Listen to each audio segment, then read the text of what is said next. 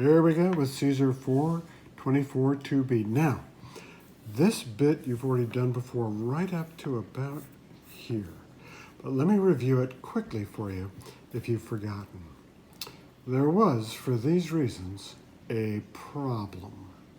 Because the ships, because of their size, were not able to anchor except in deep water. And for the soldiers, on the other hand, in unknown territory, with their hands all tied up, and having been weighed down by a great and heavy burden of arms, at once it was necessary to jump from the ships, and actually here's where it starts here for you, and it was necessary to take a stand, in other words, set up in a line to fight the enemy in waves, and it was necessary to fight with the enemy. So here's the thing. We have gerundive,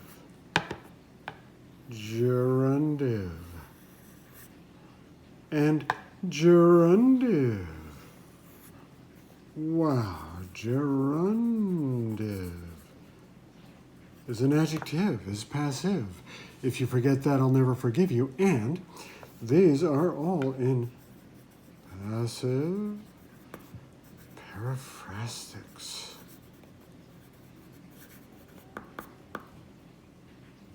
With this verb to be. They had to jump. They had to take a stand. They had to fight. And it's all this impersonal. You can see it's just a neuter accusative, neuter nominative singular. Okay. And then we get into this cum clause, which goes all the way to the end. When those guys, in other words, ostibus, when those guys either ex arido, on dry land, you can see the word arid in there, or a little bit into the water, having proceeded. Okay, and this here is a perfect passive participle of a deponent verb. Remember, those deponent verbs really come in handy when you have to use a perfect passive participle. Having proceeded a little bit into the water. Look at this, beautiful ablative. Absolute. Definitely going to quiz you on that one. With all their members having been set free. Okay, so the contrast here is that the Gauls, the Britons, don't have anything in their hands except their weapons, whereas the up here, another ablative absolute. This guy, with their hands all tied up. Okay, impeditis as opposed to expeditis. These are opposites here. Impeditis, expeditis. Impeditis, expeditis. Notissimis locis, in very well-known territory, boldly they could throw their weapons. Imperfect subjunctive, right there. Look at that. You can see the infinitive in there, E-R-E, plus the ending.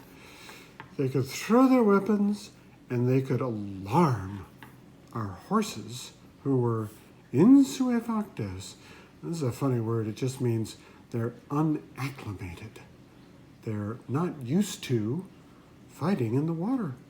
Well, that's right. For Roman horses, this was very unusual. So, two imperfect subjunctives here, just to take note of that. Definitely quizzible there. Okay, it's a crazy, oh, I'm sorry, I didn't push the paper up here. So here's what I was talking about. Boldly, they could throw their weapons, and they could alarm our horses, who were insue factos. They were not used to water. They were unacclimated. And here are the two imperfect subjunctives that I was referring to. So sorry, you can see this is such a long passage that I kind of ran out of screen space there. But that's it. Awfully long sentence and a very chaotic scene.